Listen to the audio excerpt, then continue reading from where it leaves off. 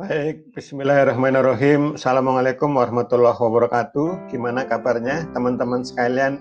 Semoga sehat selalu ya. Semangatnya jangan pernah kendor sehingga makin luar biasa.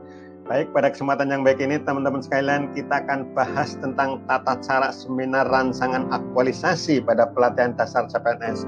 Ini adalah request dari banyak adik-adik CPNS yang sebentar lagi akan mengikuti pelatihan dasar atau latsar CPNS ya. Rupanya mereka kepo ya bagaimana pelaksanaan atau tata cara prosedur seminar rancangan aktualisasi ya.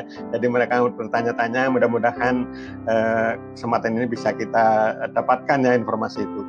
Tetapi sebelumnya, teman-teman sekalian, saya ingin sampaikan ucapan selamat datang ya, dan terima kasih pada teman-teman sekalian yang telah singgah hadir di channel Ruang Bambang WI, dan lebih khusus pada teman-teman yang sudah mensubscribe ya channel Ruang ini, sehingga kita akan mungkin lebih sering ketemu untuk membahas hal-hal keren lainnya. Oke teman-teman sekalian, saya informasikan bahwa pelaksanaan seminar rancangan aktualisasi ya pelatihan dasar CPNS tahun 2002 dan tahun ini ya, karena belum ada keputusan yang baru, maka masih mendasarkan masih berpedoman pada keputusan Kepala Lembaga Administrasi Negara Republik Indonesia nomor 13 garing K1 garing PDP titik 07 garing atau garis miring ya 2022 ya tentang pedoman penyelenggaraan pelatihan dasar CPNS. Itulah keputusan atau pedoman inilah yang dijadikan jadikan pedoman dalam penyelenggaraan seminar rancangan aktualisasi dan seminar evaluasi di akhir ya. Baik teman-teman sekalian, saya informasikan bahwa pada seminar rancangan aktualisasi itu ada beberapa pihak ya, di selain peserta ya. Kalau peserta jelas nanti di sana mempresentasikan rancangan aktualisasi, tetapi dalam seminar itu juga ada coach dan mentor ya teman-teman sekalian ya. Coach yang telah membimbing peserta dalam penyusunan rancangan aktualisasi nanti akan berperan sebagai seminar, jadi sebagai moderator seminar ya. Jadi nanti moderator atau yang mengatur jalannya, memandu jalannya seminar rancangan aktualisasi adalah coach ya, coachnya adik-adik peserta latsar. Sedangkan mentor berperan ketika mendukung penyusunan pelaksanaan rancangan dan akan memfasilitasi pelaksanaan aktualisasi setelah seminar. Jadi coach dan mentor akan hadir dan harus ada di ruang seminar ya, baik ruang virtual atau ruang yang offline atau tatap muka langsung. Baik, kemudian selain coach dan mentor, teman sekalian, juga di sana ada penguji atau evaluator ya. Penguji berperan sebagai evaluator yang mengevaluasi atau memberikan penilaian terhadap kualitas rancangan aktualisasi yang telah disusun ya oleh peserta di bawah bimbingan coach dan mentor. Nah, jadi rancangan aktualisasi yang telah mendapat persetujuan coach dan mentor itulah yang diajukan dipresentasikan pada seminar rancangan aktualisasi. Nah, penguji juga memberikan saran untuk peningkatan kualitas rancangan yang disusun peserta. Jadi di samping menilai, kemudian mencoba mengorek keaslian, mengorek kesesuaian dan sebagainya, juga penguji atau evaluator akan memberikan saran-saran perbaikan, dan itu bagi peserta harus dijadikan setelah diskusi ya, ada kesepakatan demi rancangan akan menjadi acuan untuk pelaksanaan aktualisasi pada habituasi. Baik teman-teman sekalian, seminar rancangan aktualisasi dilaksanakan dalam waktu 1 hari ya. Jadi dalam peraturan Lembaga Administrasi Negara memang peserta latsar dalam satu angkatan atau satu kelas itu 40 orang ya maksimal ya, 40 orang. Kemudian akan dibagi menjadi 4 kelompok ya, masing-masing kelompok akan ada pengampunya ya, dan ada pengampu atau coachnya, dan nanti dalam seminar yang 1 hari itu peserta akan dibagi menjadi 4 kelompok ya, karena dalam waktu 1 hari tersedia 1 hari tersedia 10 CP ya, CP, dan itu menjadi masing-masing kelompok akan terdiri dari 10 orang dan 10 CP ya. Jadi masing-masing peserta teman-teman sekalian mempunyai alokasi waktu 1 jam pelajaran setara dengan 45 menit. Baik ya teman-teman sekalian ya, setara dengan 40 menit. Jadi waktu seminar bagi seorang peserta adalah 45 menit ya. 45 menit alokasi yang tersedia itu dibagi menjadi ya, untuk presentasi dari peserta latsar adalah 15 menit mempresentasikan ya. Biasanya menggunakan PowerPoint atau alat bantu lain ya, supaya evaluator akan lebih mudah menangkap atau menerima penjelasan dari peserta. Kemudian 10 menit digunakan oleh mentor ya, mentor yang selama ini membantu mencarikan membantu mengidentifikasi isu, menganalisisnya ya, dan itu nanti juga diberi waktu 10 menit untuk penguatan, sekaligus nanti menjelaskan kepada yang hadir di ruang evaluasi itu, ruang seminar itu, bahwa mentor memang telah membimbing dan memberikan dukungan. Nah, waktu 15 menit kemudian digunakan oleh evaluator untuk menilai, menanyakan, meminta klarifikasi atau meminta penjelasan ya, atau memberikan masukan. Saran itu ada waktu bagi evaluator atau penguji sebanyak 15 menit. Sedangkan coach sebagai moderator akan memanfaatkan waktu 5 menit ini dari awal, teman sekalian ya, dari memulai membuka seminar sampai menutup seminar itu coach atau moderator ada alokasi kurang lebih 5 menit. Jadi coach tidak lagi di situ menilai atau membimbing, tetapi coach hanya mengatur jalannya seminar ya.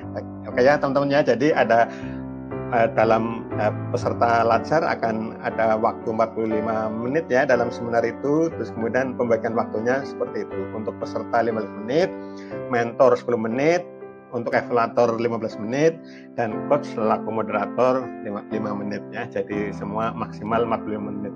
Tapi ada beberapa yang mungkin belum 45 menit sudah selesai ya, karena memang komunikasi yang bagus, persiapan yang bagus ya, sehingga bisa dilaksanakan sesuai dengan tepat waktu atau mungkin beberapa waktu sesaat sebelum 45 menit.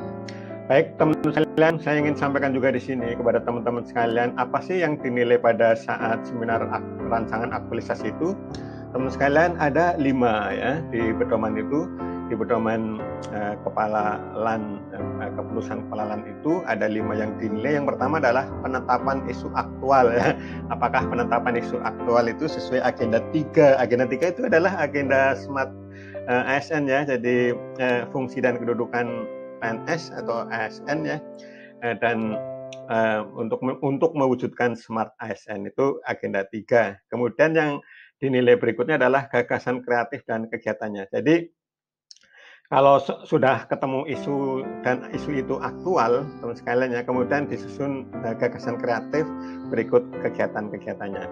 Kemudian yang ketiga adalah keterkaitan antar tahapan, itu juga dinilai. Yang keempat adalah relevansi rancangan aktualisasi dengan agenda 2. Agenda 2 adalah nilai-nilai dasar PNS, teman sekalian ya, yang sekarang itu adalah berakhlak ya, berorientasi layanan, hanya akuntabel ya, kompeten, harmonis, loyal, adaptif ya, dan kolaboratif.